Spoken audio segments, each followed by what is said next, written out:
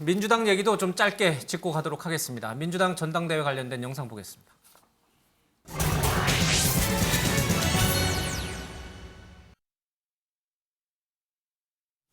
네, 강훈식 후보가 중도에서 사퇴했고요. 이재명 후보가 충청서도 압승을 거뒀습니다.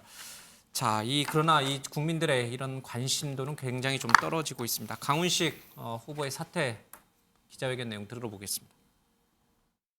저는 오늘 당대표를 향한 도전을 멈춥니다. 다시 한 명의 구성원으로 돌아가 새로운 길을 찾아보겠습니다.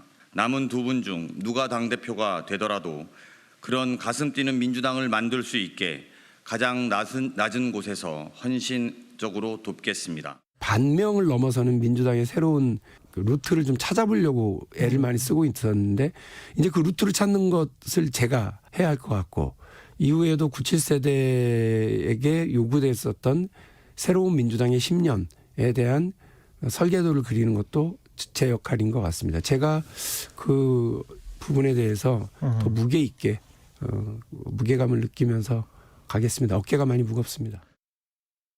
대표 후보자들의 정견 발표를 듣도록 하겠습니다. 노동자들도 단체 행동 색깔이 무엇인가에 따라서 우리 충청 언제나 과분한 지지를 보내주시는 우리 당원 여러분, 또 민주당을 지지하시는 국민 여러분께 진심으로 감사 말씀드립니다. 언제나 그랬던 것처럼 최선을 다하고 겸손한 마음으로 우리 지지자 여러분께 감사 말씀드리면서 네, 보신 것처럼 지금 민주당은 이제 새 당대표를 뽑는 전당대회를 열고 있고 이른바 컨벤션 효과로 많은 국민들이 관심을 좀 갖고 누가 당대표가 될까 궁금해야 되는데 3위를 달리던 강훈식 후보는 사퇴했고 이재명 후보가 뭐 당대표가 될 건 너무 확실하고 그래서인지 모르지만 국민적 관심도는 굉장히 좀 떨어집니다. 저희도 뭐 오늘 이 방송 시간 내내 이준석 대표 얘기하고 윤 대통령 기자회견 얘기했는데 전재수 의원님 이렇게 관심을 못 끌어서 이거 되겠습니까? 국민의힘이 너무 자극적인 소재로 뉴스 흥행을 이끌다 보니까 자극적인 소재로요? 아주 자극적인 소재. 예. 어떻든 뭐 이제 8월 28일 날 당대표가 예. 이제 선출이 됩니다. 근데 이제 관심 있는 분들은 지켜보셔서 아시겠지만 이미 된 거 아니에요? 8월 28일까지 기다려야 됩니까? 뭐 얼추 뭐 예. 큰 물줄기는 형성이 됐다고 보고 예. 그 관심 있는 분들은 지켜보셔서 아시겠지만 당내에 나올 수 있는 논의는 다 나왔습니다. 이재명 후보에 대한 우려스러운 지점들, 또 당이 어떻게 해야 되는지, 무엇을 반성하고 혁신을 해야 되는지 이야기는 충분히 나왔습니다. 이 과정을 통해서 민주당의 어떤 새로운 질서와 새로운 기풍을 만들 수 있는 논의된 내용들은 다 나왔기 때문에 당대표에 당선되시는 분은 이 논의들을 잘 모아가지고 정말 새로운 질서와 새로운 기풍, 아까 장성철 소장이 말씀하셨듯이 정말로 저희들이 제대로 좀 혁신하고 반성해가지고 윤석열 정부가 정말로 일방 독주를 하고 있는데 이거 잘 견제해서 제대로 된 길을 갈 수 있도록 책임 야당의 길을 갈 수 있도록 최선을 다하겠다라는 말씀을 드리도록 하겠습니다.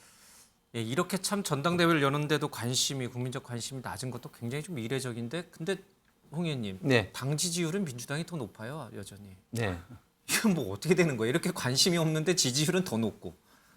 뭐 저희들이 더 열심히 하라는 어떤 국민의 어떤 경종이 돼 있고 그런데 예. 사실은 그 전당대회를 하고 컨벤션 효과를 가짐에도 불구하고 뭐 이 정도 다는 거는 뭐 저희도 그렇지만 뭐 민주당도 국민으로부터 여러 가지 좀 싸늘한 어떤 비판을 받고 있는 거겠죠. 알겠습니다. 그러면 박원석 의원님, 이게 지금 양 거대 정당이 지금 이러고 있잖아요. 뭔가 좀 정말 뭐 이준석 전 대표 말처럼 뭐 신당을 진짜 만들든지 아니면 뭐가 좀 대안 세력이 나올 수 있는 환경은 조성된 거 아닌가요? 글쎄요, 뭐 그런 정치의 요구가 없는 건 아니죠.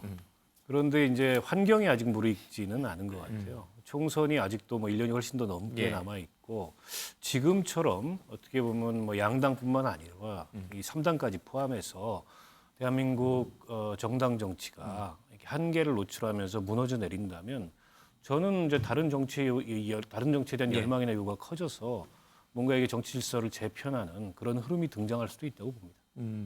장성철 선생님, 이 분위기로 봤을 때 글쎄요, 2년 뒤에 총선을 뭐 미리 내다보는 거는 좀 너무 빠른 거고 말도 안 되는 얘기지만 그래도 그나마 지금 이런 민주당의 높은 지지율 대 낮은 관심 또 낮은 지지율이지만 여전히 집권 여당. 이 분위기상 다음 2024 총선은 어떻게 흘러갈 것 같습니까?